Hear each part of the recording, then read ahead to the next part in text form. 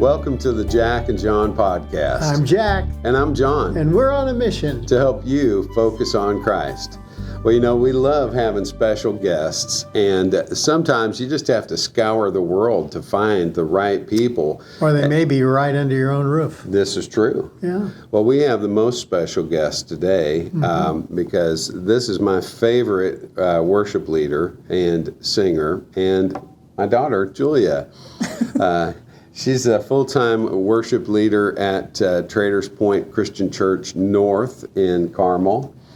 And one of the things that Jack and I like to do is we like to interview people who are in ministry and just talk to them about their experience, about what Jesus means to them, and here we are. So, Julia, welcome. Thanks. I got whiplash. I've heard you guys do that intro, and I was like watching back and forth.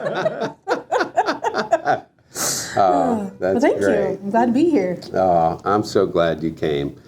You know, when you ask your daughter to do something like this, it kind of puts you on the spot, makes you a little nervous, I think, and more comfortable when there's lyrics. And I apologize for that. Yeah, we don't have what do you call those confidence monitors? We don't have a confidence monitor, although I do have my phone with my little cues on here. So, well, obviously, with worship leader, we want to talk about worship, but first, I would like to hear from you. How would you describe Jesus to someone who's never heard of him? Yeah.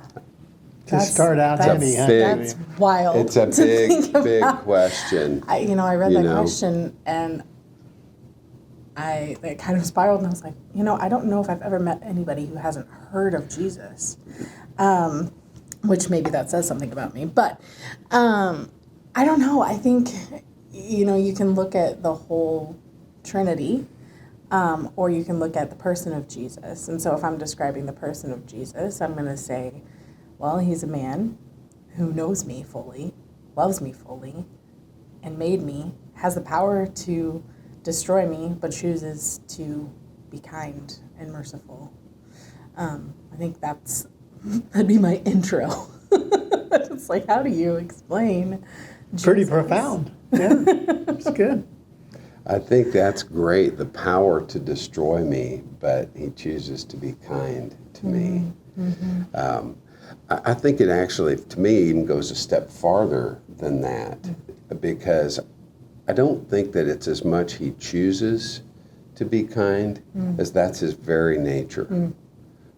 Because when you fall in love with someone, it's not really that you choose to love that person. But he did choose us. Well, he chose us. Yeah. Yes, he did.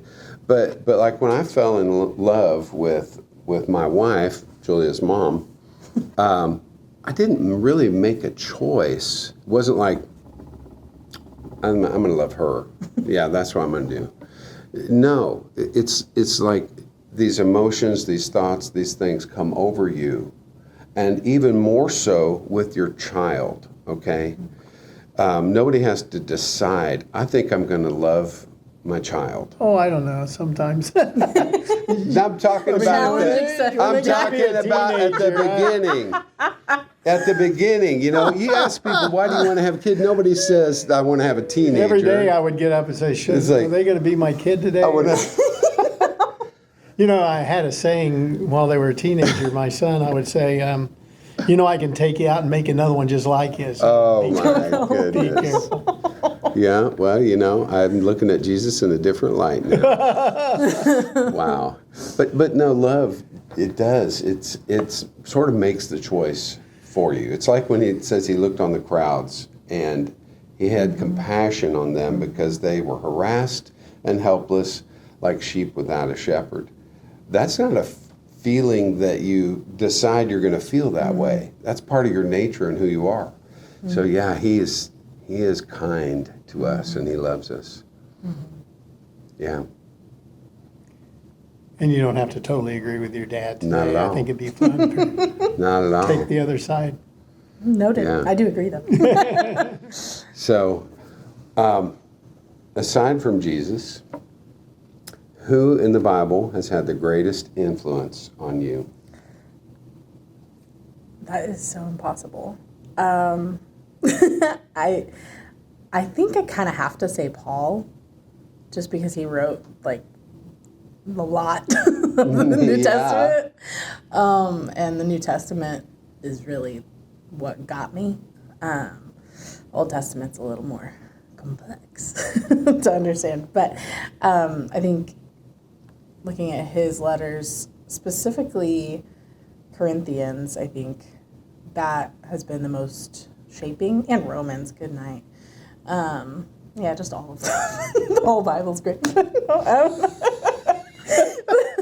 I think about I think it's 2 Corinthians 4, where he's talking about the treasure in jars of clay, and we fix our eyes not on what is seen, but on what is unseen, and that has really been a formative verse for me. Because it's like, I'll remember my first car, I totaled it, and I was devastated. It was beautiful. I called her Foxy Roxy. She was a red Jeep Grand Cherokee, and I loved her so much, and Dad bought her for me, and then I totaled her because I turned left on an icy road. And After I told you to go the other way. Yeah, after you told me, yeah, it was very, very much like, okay, Dad, Ryan,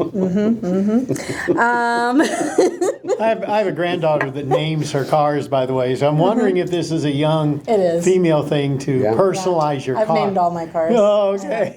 Never named a car. But anyway, I remember being in the choir room, I think because that's when I learned that it was like totaled, the choir room at school. And I called you sobbing. I was like, Dad, I'm so sorry. Like, I was just very, very upset and emotional because it was my first car, and I know it's expensive. And you're like, it's just money. Well, it always comes and it always goes. I was like, oh, okay. And so then I think about this verse, though, that, goodness, what did I even just say? What we see is temporary, and what is unseen is eternal. Right. And that has formed me. Yeah, so true.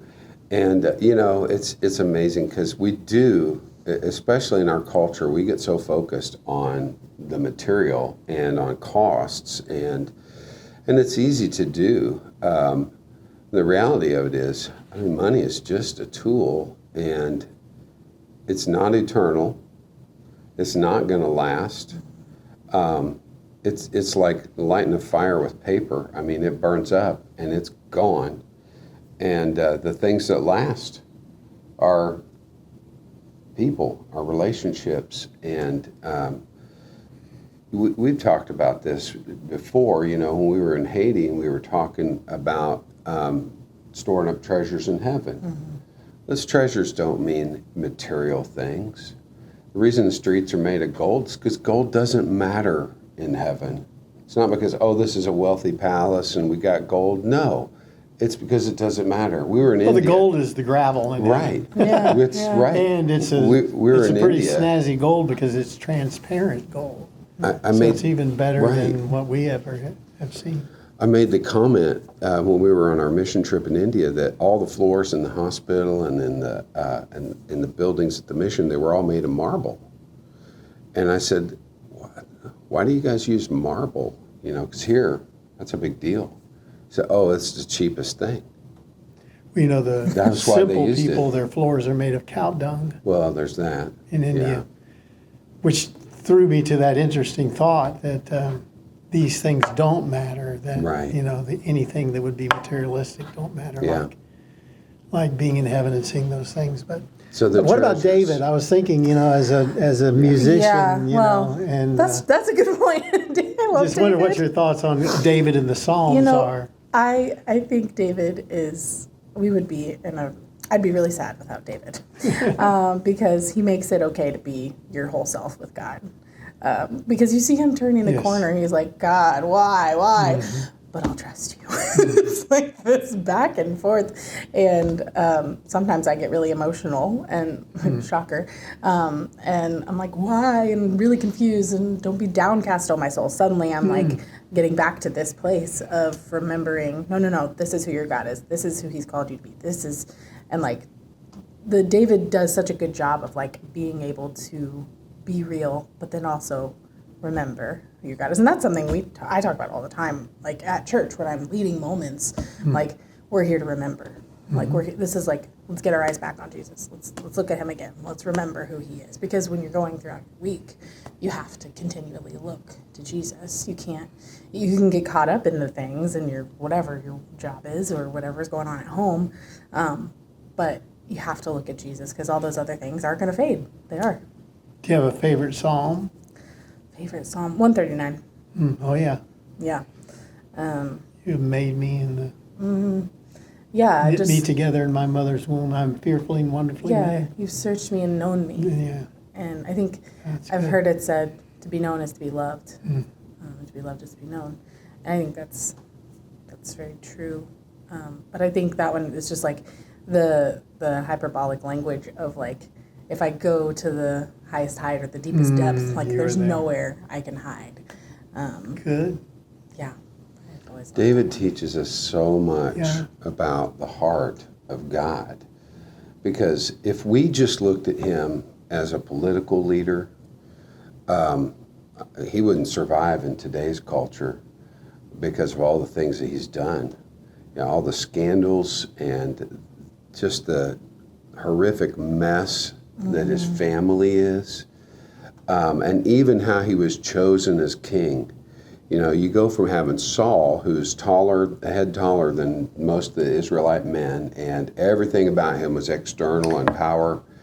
Yeah, by the way, that's the first time that a shampoo is mentioned in the Bible. Saul was a head and shoulders above everyone. Go ahead, finish your thought there, John.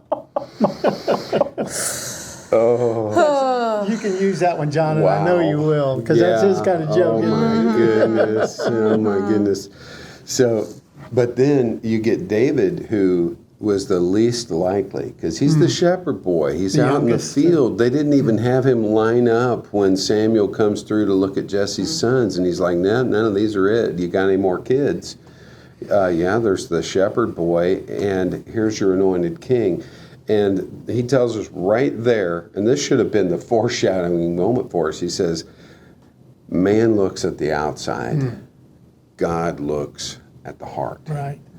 And what he saw in David is very different than what we would see. And where you really see it with David is in the Psalms. He pours his heart into the Psalms. And I think it gives hope to all of us, because if that guy has a heart after God, you know, the guy who steals a man's wife, has him killed, all that stuff, but then comes to God with a broken and contrite heart, we all have a chance. That's then. right. That's where we all stand. You know, we all have a chance.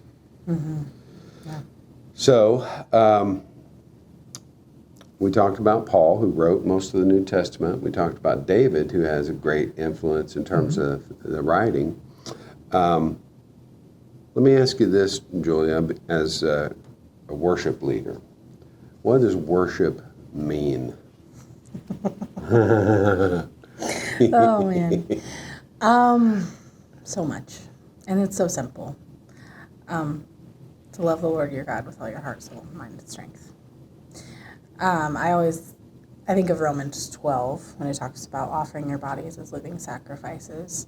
And like, this is your spiritual act of worship. It's unfortunately become so much about music on Sunday, but that's not what the Bible describes. That's great. And obviously I love that. It's my job. But worship is a lifestyle, and it's, like I said, it's continually looking to Jesus and like letting him form you, letting him correct you, refine you, and mold you into the person he created you to be. I gave a talk once to our worship team and talked about how to be a living sacrifice. In that verse, Paul is he's referencing a burnt offering, which is the only type of sacrifice where the entire animal was burnt and sacrificed. And that's what Paul is saying we are supposed to be. Like, let him burn up all of you that isn't like him. And so, in a way, worship is staying on the altar, like being alive on an altar, and like offering your life as a sacrifice.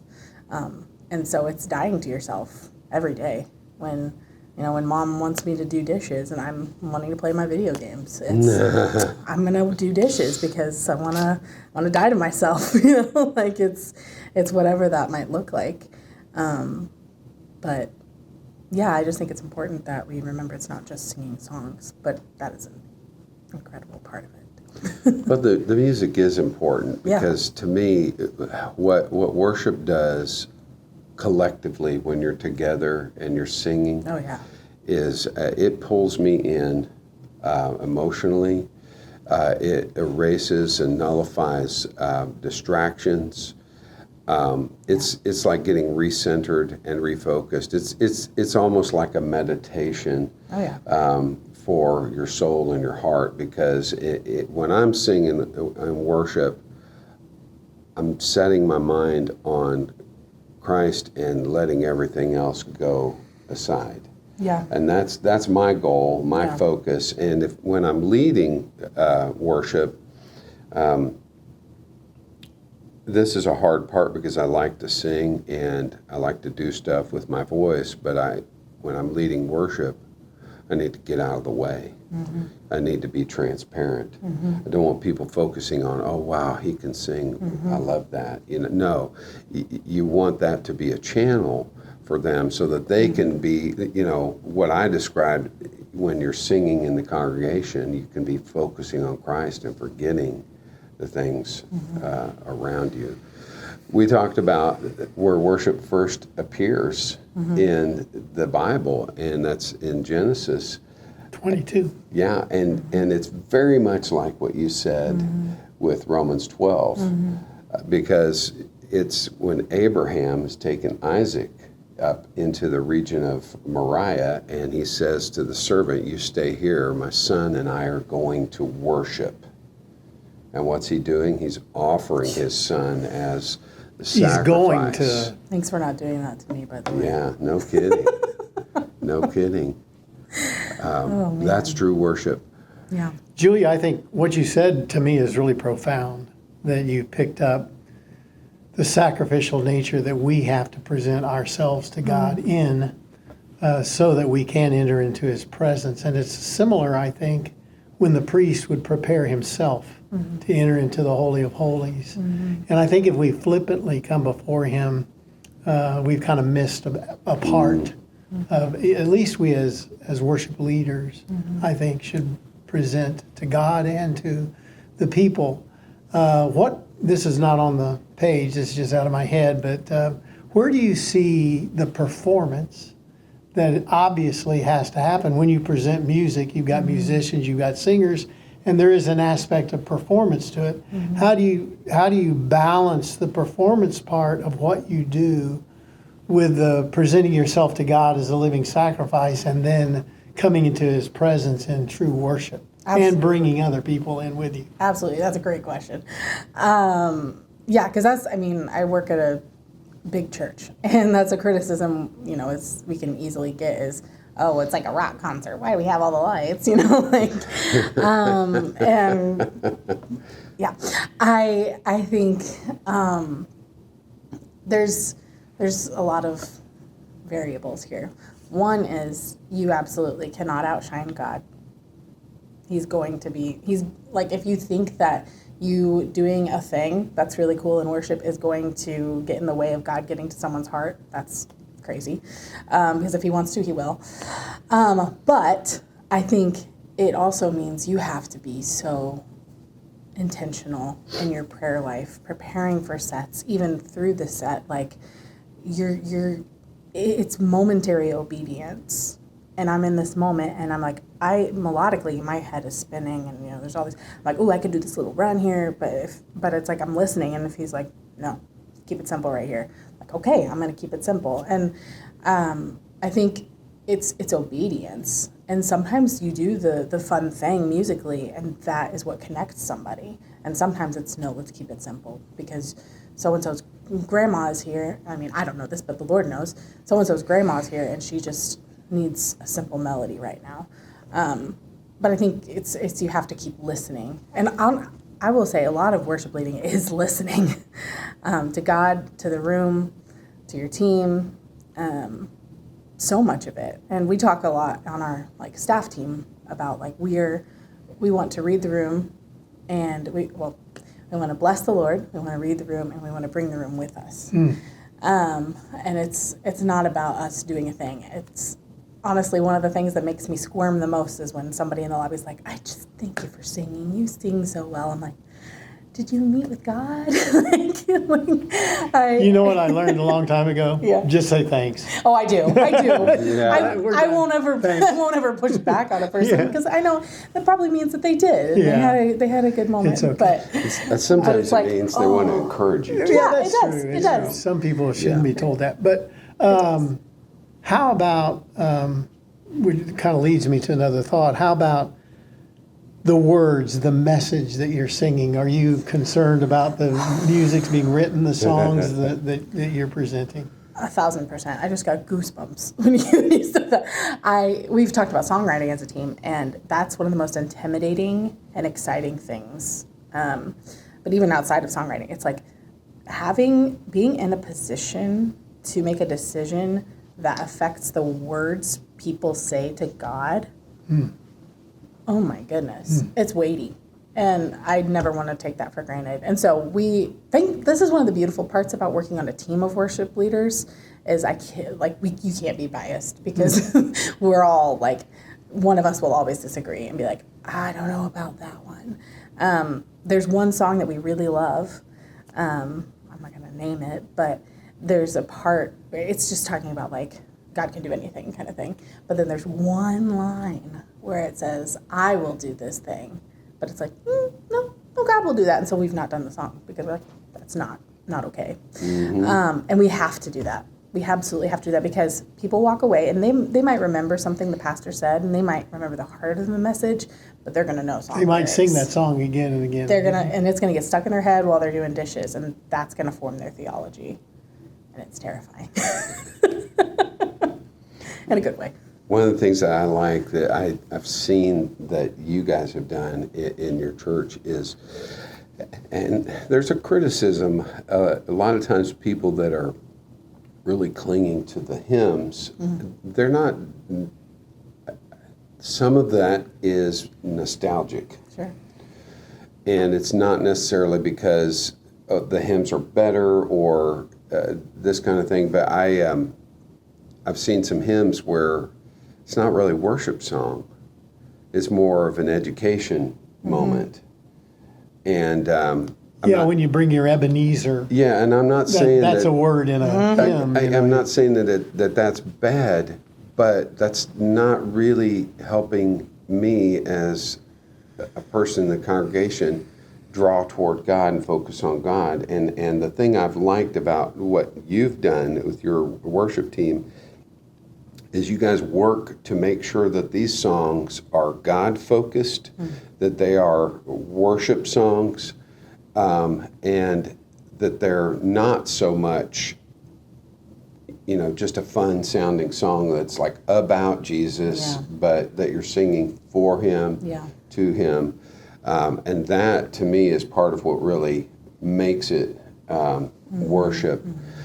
And it's not, to me, about this cultural relevance or singing for an audience or for the congregation, but it's about trying to engage the congregation and bring them into the worship. Right. And continue growth. Right. Even spiritual growth Right. the Bible says, sing a new song unto the Lord. And, I like to be connected to a place, to a time, with the old hymns. But I like learning a new song so that my worship Right. can grow and not be kind of stuck in one place. I have a couple thoughts. One being, one of my favorite facts about hymns is that a lot of them were like parodies to bar songs. Right. Sure. A mighty fortress is our God. And it's like, German bar people song. think that these are like these, I mean, they are sacred, but Sure. but they get upset when we bring an electric guitar in, and I'm like, this is just what we do. We do the music that makes sense in the time we're in. I also, I forgot one of them, man. I have ADHD is the worst. We're related. we've been talking as a staff a lot about the tabernacle and the steps in the tabernacle to get to God. And obviously Jesus tore the veil. And so it's like, okay, well, there's shortcut. At least now we have Jesus and you don't have to do the outer court, the inner court, and all the things. But there's a lot of significance, I think, in studying that and knowing like why the priests did the things that they did. And there's, the laver, and we're cleansing, and we're washing with the water of the word. We're inviting the Holy Spirit to come and move, and creating space even for people to just have a moment with God. And that's something I've recently become very passionate about, because life is crazy and busy and fast. And I take time to say that on stage. I'm like, right now you're here. You're not going anywhere. Let's just sit with Jesus for a second. I'm going to give you this moment. And then I just step back for a second, let them sit and like meditate or whatever. And then we continue to worship. And I think that's 21st century important. people aren't used to being still and quiet. No. Meditating, preparing to worship. Yeah. I like that, Right. Julia. Yeah. I, as a singer and as a person who's really drawn to music and loves music, I always want the worship to keep going. I want it to be a bigger part. Yeah. And I do love worship night that you guys do, because the whole thing is worship. And I think that's beautiful. When I was a kid growing up, the singing was just sort of the prelude to the sermon. And I certainly can't think of it that way anymore, because to me the sermon is often very good, but sometimes just there, and I'm really there for the worship and the engagement. Well, let me give you my lofty opinion here, and just wow you here. And I know we're drawing down kind of to our time, but I know that being a pastor in a church and doing church ministry all my life, that people would say there's these aspects to the church ministry, and there may be 5 of those, evangelism, edification, worship. And a lot of people would say that evangelism is a central focus of the church. I've always disagreed with that. I believe that worship should be the central focus of the church, because everything flows from your worship. If I am not right with God, then my evangelism will not be in the right place and won't be as prolific as it should be. Because when I am surrendered, when I am nothing, when I understand the preeminence of God and His place in my life and in this world, it is worship that brings me to that knowledge and understanding, and then everything else can flow from that. That's my opinion. I've been disagreed with, and that's okay. But it's so very important. And I would just say, Julia, I really appreciate you, your heart, your knowledge, your wisdom, everything you bring. I've been very, very blessed by what you know and what you're sharing. And I'm glad we had you on. It is really, really a joy for me. And I remember the little girl that was too shy to come around from behind her mama to say hi to the old man that walked into her house. But now she's quite prevalent in presenting herself a person of God and a servant for Him. So thanks for coming on. Thank you very much. Guys, we hope that our words today inspire you to be that living sacrifice and to present yourself to God in worship and in humility. We love you so much. Thank you for being part of us and being here with us. Thanks again, Julia, for joining us, and we'll see you guys next time.